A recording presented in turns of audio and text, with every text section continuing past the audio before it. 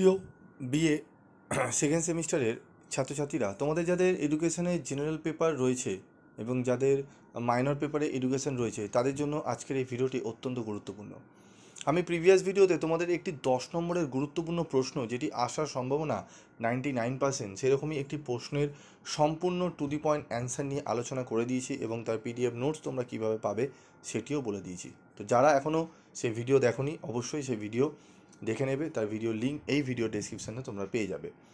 তো আজকের এই ভিডিওতে আরেকটি গুরুত্বপূর্ণ প্রশ্ন, যেটি 5 নম্বরে আসার সম্ভাবনা প্রবল, 99%, যাদের জেনারেল পেপার রয়েছে এবং মাইনরে রয়েছে। তো কী সেই প্রশ্ন? সেটি হচ্ছে ব্যক্তিত্ব। ব্যক্তিত্ব কাকে বলে? ব্যক্তিত্বের প্রকৃতি বা বৈশিষ্ট্যগুলো কী? তো ব্যক্তিত্বের সংজ্ঞা, দার্শনিকের সংজ্ঞা কী? অনেক দার্শনিক ব্যক্তিত্ব বলতে আত্মসচেতনতাকেই বুঝিয়েছেন। উইডেল ব্যান্ড ব্যক্তি তার অহং সত্তার যে অংশ নৈর্ব্যক্তিক পদ্ধতিতে পর্যবেক্ষণ করে, তাই হলো তার ব্যক্তিত্ব।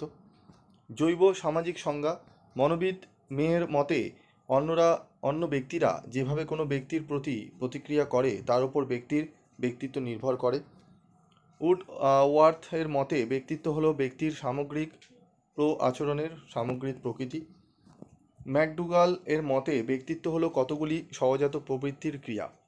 আমি তোমাদের এই প্রশ্নটি অনার্সেও তোমাদের কিন্তু ঘুরিয়ে এসছে। প্রশ্নটি এমন নয় যে তোমাদের জেনারেল বা মাইনর বা তোমাদের এমডিসি পেপারে আসতে পারে না, তো আসার সম্ভাবনা রয়েছে এবং এর উত্তর আমি এর আগেও আলোচনা করে দিয়েছি। তো ভিডিওটি তোমরা অনেকে পাচ্ছ না, রিকোয়েস্ট করেছো, তাই আমি আবার তোমাদের সামনে তুলে ধরছি।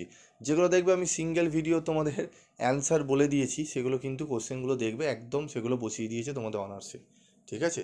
এবং তোমাদের আমি সবার প্রথমে কিন্তু এডুকেশনের সাজেশন দেওয়া শুরু করেছিলাম এবং দিয়েওছি।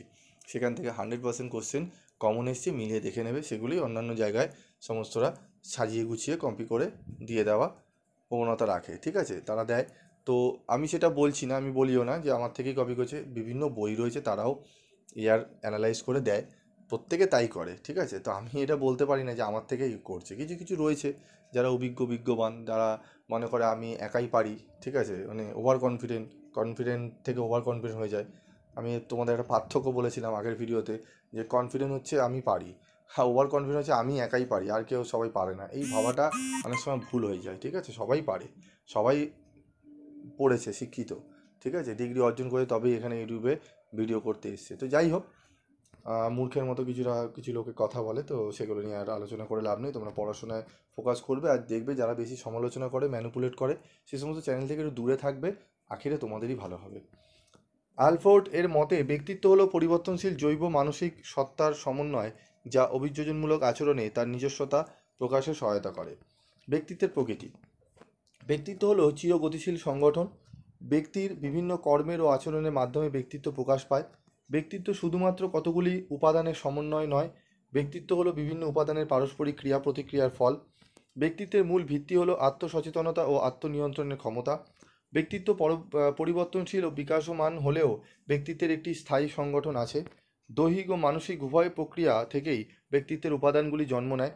ব্যক্তিত্বের সামাজিক উপাদানগুলি হলো আচার ব্যবহার, রীতিনীতি, নষ্ট ও ভাবধারা প্রভৃতি। তো এইটি যদি 5-এ আসে তোমরা লিখতে পারো। অবশ্যই প্রশ্নের উত্তরটা আমি তোমাদের বলে দিলাম, টু দি পয়েন্ট অ্যান্সার রয়েছে।